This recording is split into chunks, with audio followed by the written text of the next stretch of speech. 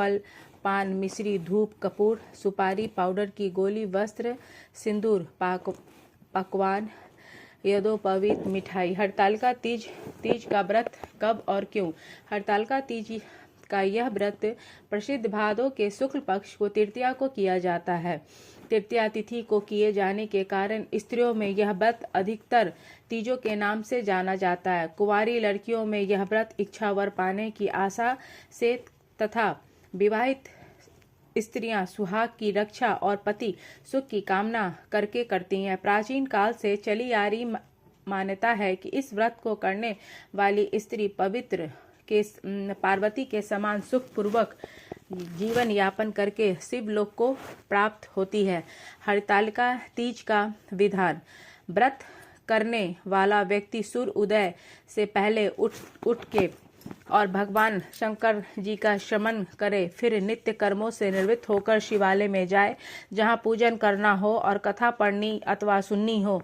यदि हो सके तो शिव मंदिर में शिव पार्वती पूजन के लिए केले का मंदरवार इत्यादि अनेक पुष्प मालाओं से सुसज्जित एक सुंदर मंडप तैयार कर ले। सुहाग चाहने वाली स्त्री को शंकर पार्वती की बालू रेत की प्रतिमा बनाकर उसे इस मंडप में स्थापित कर पूजा करनी चाहिए। पूजा के शिव पार्वती के संबंधित कोई भी स्तोत्र अथवा शिव चालीसा का पाठ कर सकते हैं। पश्चाताप एक चित्र के नीचे लिखी कथा पढ़े। हरतालिका तीजों की कथा। जिनके दिव्य केशों का मदा आक के पुष्पों की माला शोभी देती हैं और जिन भगवान शंकर के मस्तक पर चंद्र और कंठ में मुंडों की माला पड़ी हुई है, जो माता पार्वती दिव्य वस्त्रों से तथा भगवान शंकर दिगंबर वेश धारण किए हुए, उन दोनों भवानी शंकर को नमस्कार है। कैलाश पर्वत के सुंदर शिखर पर माता पार्वती जी ने श्री महादेव जी से पूछा, महेश्वर, मुझ से आप यह गुप्त से गुप्त वार्ता कहिए, जो सबके लिए धर्मों से भी सरल तथा महान फल देने वाली है।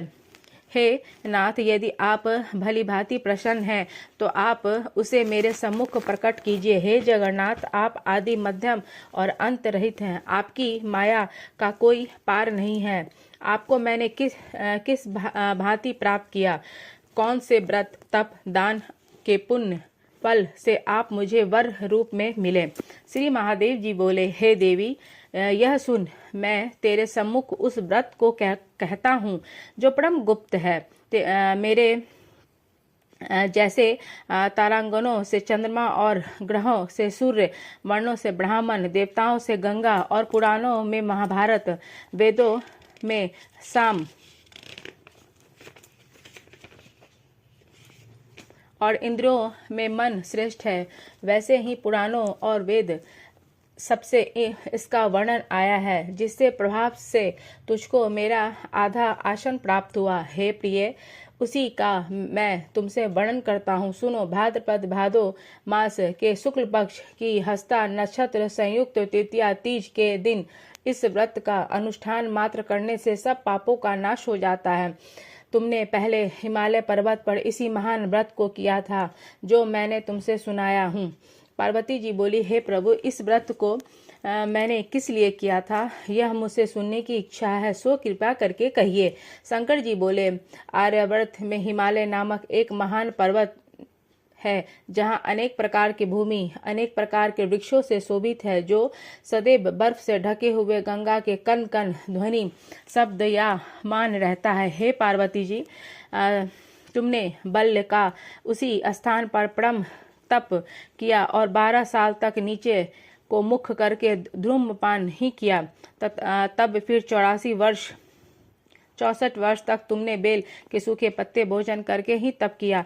माघ के महीने में जल में रहकर तथा वैशाख माघ में अग्नि में प्रवेश करके तप किया। श्रावण के महीने में 12 खुले में निवास कर अन्न त्याग कर ताप करती रही। तुम्हारे उस कष्ट को देखकर तुम्हारे पिता को बड़ी चिंता हुई। वह चिंता तुल्य होकर सोचने लगे कि मैं इस कन्या की किससे शादी करूंगा। इस अवसर पर देवयोग से ब्रह्मा जी और पुत्र नारद जी वहां आए। देवर्षि नारद ने तुम शैल पुत्री को देखा। तुम्हारे पिता हिमवान और देवर्षि को आर्यपाद आसन देकर सम्मान सहित बिठाया और कहा, हे मुनीश्वर, आपने यहाँ आने का कष्ट कैसे किया? कहिए, क्या आज्ञा है? नारद जी बोले, हे गिरिराज, मैं विष्णु भगवान का भेजा हुआ यहाँ आया हूँ। तुम मेरी बात मानो। आप अपनी कन्या को उत्तम वर को दान करें। ब्रह्मा, इंद्र, शिव आदि देवताओं में विष्णु भगवान के समान कोई भी उत्तम नहीं है, इसलिए मेरे मत से आप अपनी कन्या का दान भगवान विष्णु को ही दे। हिमवान बोले, यदि भगवान वासुदेव स्वयं ही कन्या का ग्रहण करना चाहते हैं तो इस कार्य के लिए ही आपका आगमन हुआ है, तो यह मेरे लिए गौरव की बात है। मैं आवश्यक उन्हें ही दूंगा। हिमवान का यह आश्वासन सुनते ही देवर्षि नारद जी आकाश में अंतर्ध्यान हो गए। शंख, चक्र, गदा, पद एवं पीताम्बरधारी भगवान विष्णु के पास पहुंचे। नारद जी हाथ जोड़कर भगवान विष्णु से कहा, प्रभु, आपका विवाह कार्य निश्चित हो गया है। इधर हिमवान ने पार्वती जी से प्रसन्नता पूर्वक कहा, हे पुत्री, मैंने तुम्हारे लिए गुरु ध्वज भगवान विष्णु को अर्पण कर दिया है। पिता के इन वाक्यों को सुनते ही पार्वती जी अपने सहेलियों के घर गई और पृथ्वी पर गिरकर अत्यंत दुखी होकर विलाप करने लगी। उनके विलाप करते हुए देख सखी बोली, हे देवी, तुम किस कारण से दुखी पाती हो? मुझे बताओ, मैं अवश्य ही तुम्हारी इच्छा पूर्ण करूंगी।